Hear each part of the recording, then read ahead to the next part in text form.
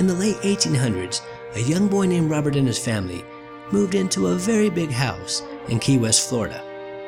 Robert's family was known to be a little too strict with their servants.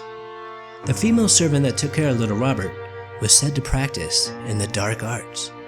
One day, the master of the house caught this servant practicing black magic in the backyard, and he fired her.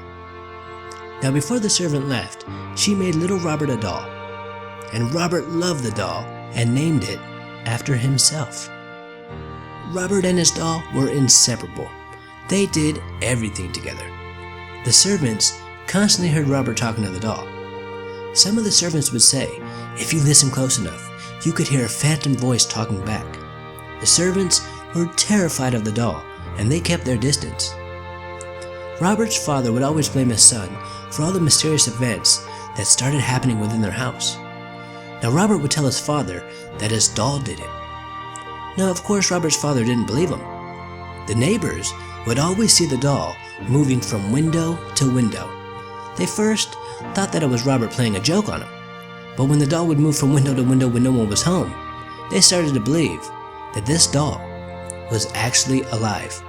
Everybody started to get a little freaked out. But nevertheless, Robert loved the doll his whole life.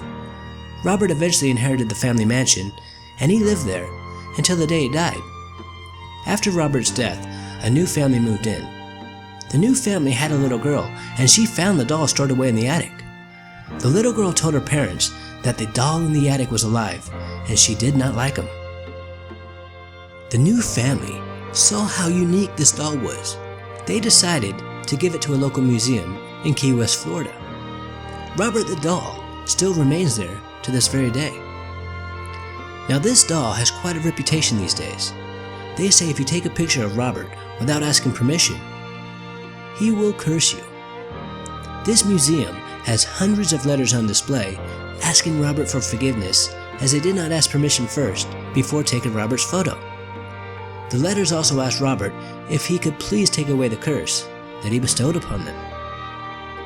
Robert the doll is indeed one of the most famous haunted dolls on the planet. I personally think Robert the doll is not possessed by an evil spirit. A lot of people believe that the servants who made the doll for Robert wanted to get back at Robert's family for being so strict. Now, I don't think this is true. I believe the servant liked Robert very much and made the doll so he had someone to play with.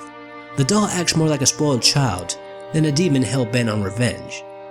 Plus, Robert loved this doll his whole life. So if you ever go visit Robert the doll down in Key West, Florida, make sure to give it a nice warm-hearted hug, and please don't forget to ask for his approval before taking his photo. Now, until next time, this is Paranormal Junkie, and make sure to stay tuned for part 4 in our World's Most Haunted Object series. And thank you guys for watching.